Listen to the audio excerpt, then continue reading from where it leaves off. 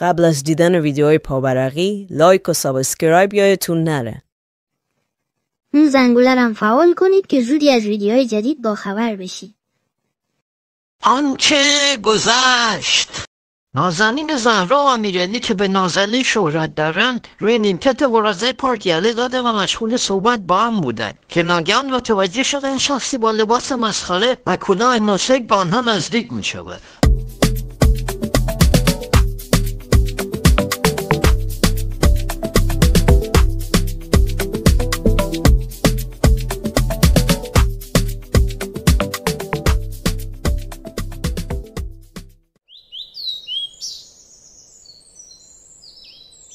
شما باید امیرعلی باشی. بله خودم هستم. ایشونم دوستم نازنین زهراست. ترکیبمون میشه نازلی. ما یه روحیم در دو بدن. خب این از ما. شما کی باشی؟ من حسود بخیلم. یعنی اسمت حسود فامیلیت بخیل یا اینکه اسمت مثل امیرعلی و نازنین زهرا دو بخشیه؟ اسمم حسود بخیله. فامیلی ندارم. مگه میشه کسی فامیلی نداشته باشه؟ چرا نمیشه؟ مگه همه باید فامیلی داشته باشن. اونی که نداره چیکار کنه؟ بره بمیره؟ همین نگاه تکبودی و دوگماتیک کار خراب میکنه و جامعه رو چند شقه. به قول یارو گفتنی چشما رو باید شست، جور دیگر باید دید. بله درسته. یارو حرف قشنگی زده. لایخورش بالاست. به هر حال از آشنایی با جناب عالی خوشبخت شدیم. اگه امری است در خدمتیم. از شما چه بنو چند روز پیش یه سال رفتم ثبت احوال. به سلامتی. راستش منم اگه اسمم مسعود بخیل بود در اولین فرصت میرفتم ثبت احوال که عوضش کنم. تازه به نظرم شما یه خورده دیر اقدام کردی. ولی اشکال نداره. به قول یه یارو دیگه گفتنی دیر بهتر از هرگزه. من از اسمم کاملا راضیم، چون باطن و ماهیتمو فاش میکنه. واسه عوض کردن اسمم نرفته بودم ثبت احوال. رفته بودم اونجا که آمار بگیرم. چه خوب. ما جزو 90% جامعه‌ایم که از اسمشون راضی نیستن.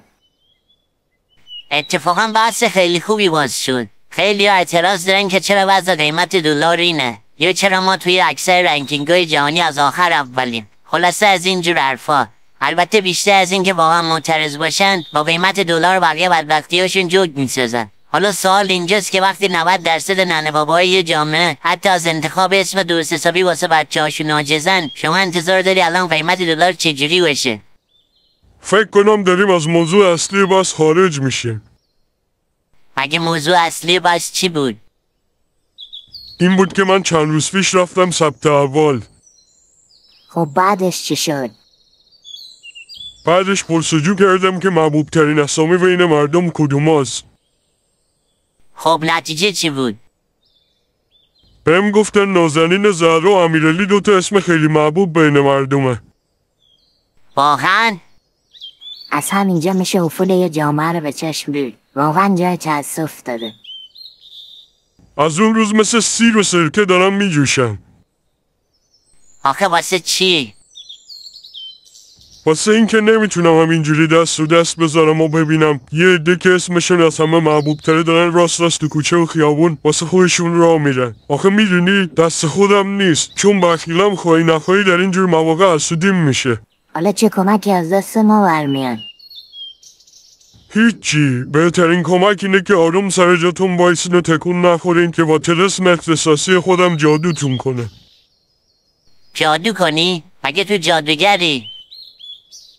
آره دیگه، مگه از کلام معلوم نیست؟ این کلاه جادوگریه؟ ما فکر کردیم این کلاه رو سرت کردی که بیا یه گوشه از پارک دقیق بازی در بیاری از خودت فیلم بگیری، بعد فیلمه رو بذاری سوشال مدیا که معروف بشی. خیلی همینجوری یه شب معروف شدن. مثلا یکیشون بود که از خودش صدای شغال در می آورد و او میکرد. ببین اینجوری او او او او او او او او با همین او کردن کلی اسماله استر کرد و محبوب قلبای عوام کلانام شد. حالا واسه چی میخوای ما دوتا رو جادو کنیم؟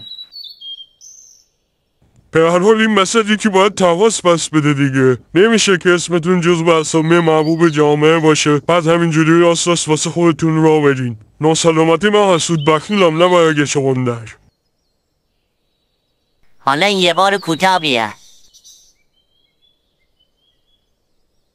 نمیشه، دست خودم نیست. حسود و بخیل بودنم نه از رای کینه است، اقتضای طبیعت همین است. یه جورایی مثل نفس کشیدن و شام و نهار خوردن میمونه برام. اختیارش با من نیست که بیخیالش بشم. شما هم بحث علکی نکنید و شروع کنید که زودتر طلسم جادویی رو روتون اجرا کنم و خلاص.